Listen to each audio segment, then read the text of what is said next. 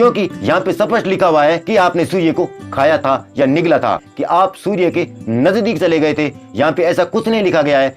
Hello दोस्तों, मैं हूँ आपका दोस्त रेवंत राम और आप देख रहे हो बागड़ी ज्ञान यूट्यूब चैनल।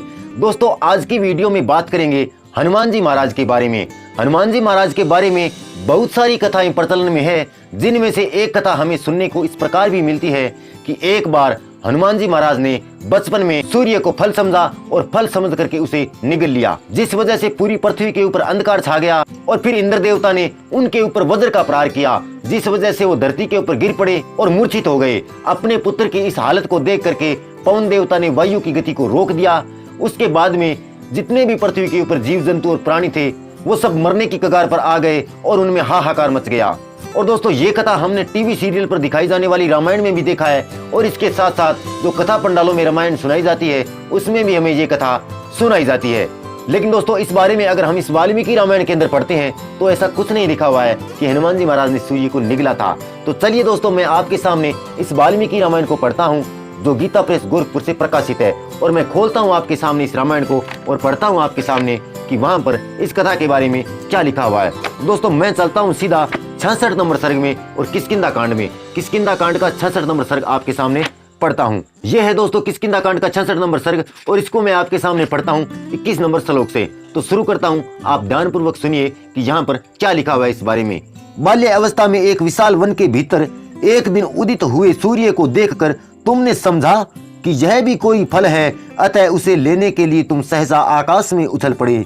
तो दोस्तों, यहाँ पर थोड़ा सा मैं आपको बता दूं कि कथा कहाँ से शुरू हो रही है। जब हनुमान जी महाराज कई वानरों के साथ में सीता जी की खोज के लिए जाते हैं तो उस वक्त वो जैसे ही लंका जाने के लिए तैयार होते हैं तो उनके सामने एक बहुत बड़ा समुद्र आता है जिसको पार करना होता है। तो ये सभी वानर एक समुद्र के किनारे के ऊपर बैठे हैं और वहां पर उस समुद्र को पार करने के लिए विचार विमर्श कर रहे हैं। कोई ये कहता है कि मैं पार कर सकता हूँ लेकिन वापिस नहीं आ सकता, कोई कहता है कि मैं आधी दूर जा सकता हूँ लेकिन वापिस नहीं आ सकता। तो जो जामवंत जी थे वो सब में वर्द थे और वो श्री हनुमान जी महाराज को बताते हैं कि आप में खुद में इतनी शक्ति है कि आप लंका जा सकते हो और वापिस भी आ सकते हो, इतने बड़े समुद्र को आप पार कर सकते हो। और इसी बीच सूर्य को निगलने का वृत्तांत आता है। तो मैं पढ़ता हूँ आपके सामने, ध्यान से सुनिए।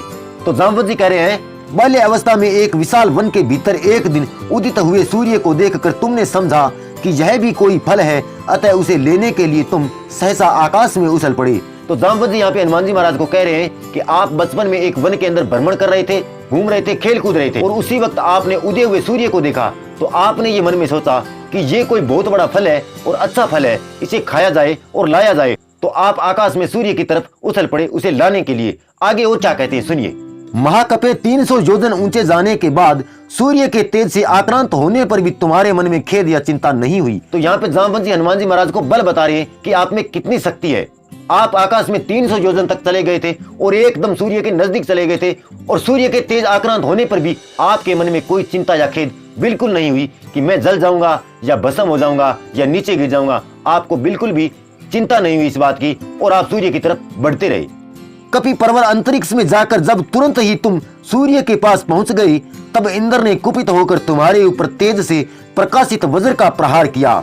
तो जामवंत जी हनुमान जी महाराज को कह रहे हैं कि आप 300 योजन तक आकाश में चले गए एकदम सूर्य के नजदीक, और जैसे ही नजदीक गए तो देवताओं के राजा इंद्र ने आपके ऊपर बड़ी तेजी से वज्र का प्रहार किया था। उस समय उदयगिरी के शिखर पर तुम्हारे हनु यानी कि ठोडी का बायां भाग वज्र की चोट से खंडित हो गया, तभी से तुम्हारा नाम हनुमान पड़ गया। तो जामवंत जी कह रहे हैं कि जैसे ही आपके ऊपर इंद्र ने वज्र का प्रहार किया तो आप नीचे गिरे उदयगिरी पर्वत के ऊपर, और वहां पर गिरने के बाद में आपकी हनु यानी कि ठोडी का बायां भाग टूट गया था। इसी वजह से तुम्हारा नाम हनुमान पड़ गया था। उस दिन से तुम पर प्रहार किया गया है, यह देखकर गंधवाहक वायु देवता को बड़ा क्रोध हुआ। तो यहाँ पे जामवंत जी हनुमान जी महाराज को कह रहे हैं कि जैसे ही आपके ऊपर वज्र का प्रहार किया गया तो गंधवाहक यानी कि पवन देवता ने तीनों लोकों में प्रवाहित होना बंद कर दिया। तो ये बात यहाँ पे सत्य होती है कि जैसे ही हनुमान जी महाराज के ऊपर वज्र का प्रहार किया गया था तो उसके बाद में पवन देवता ने वायु की गति रोक दी थी, लेकिन सूर्य निगलने वाली और खाने वाली जो बात है वो बिल्कुल इस रामायण के अंदर झूठ साबित होती है, क्योंकि यहाँ पे स्पष्ट लिखा हुआ है कि आप सूर्य के नजदीक चले गए थे। यहाँ पे ऐसा कुछ नहीं लिखा गया है कि आपने सूर्य को खाया था या निगला था। तो देखा दोस्तों आपने हमें किस प्रकार से मनगढ़ंत कहानियां सुनाई और दिखाई जाती है, लेकिन अगर इसी कथाओं को हम शास्त्र के अंदर पढ़ते हैं तो वहाँ पे ऐसा कुछ नहीं मिलता है। दोस्तों, इस वीडियो को बनाने का मकसद सिर्फ इतना था कि क्या हनुमान जी महाराज के बारे में ये जो कथा चल रही है कि उन्होंने सूर्य खाया था, क्या वो सच है या फिर झूठ है। इस प्रसंग को पूरा नहीं पढ़ने वाला हूं, क्योंकि इसके ऊपर मैंने पहले भी एक वीडियो बना दी है। अगर आपने वो वीडियो नहीं देखी है तो उसकी लिंक आपको डिस्क्रिप्शन बॉक्स में मिल जाएगी, आई बटन में मिल जाएगी और एंड स्क्रीन में भी मिल जाएगी। आप उस वीडियो को जाकर के देख लीजिए, बहुत अच्छी वीडियो बनी हुई है। आपको क्या लगता है दोस्तों, जो कथा हमें टीवी सीरियल में दिखाई गई थी वो सत्य है या फिर इस पुस्तक के अंदर लिखी हुई है वो सत्य है? अपना विचार कमेंट में अवश्य लिखें। साथ में ये भी बता दें कि आज की वीडियो आपको कैसी लगी। अगर बागड़ी ज्ञान की वीडियो आपको पसंद आती है तो वीडियो को लाइक कर दें, शेयर कर दें और चैनल को सब्सक्राइब कर लेने के साथ साथ बेल आइकन को भी दबा दें। मैं मिलूंगा आपसे अगले वीडियो में, तब तक के लिए नमस्कार।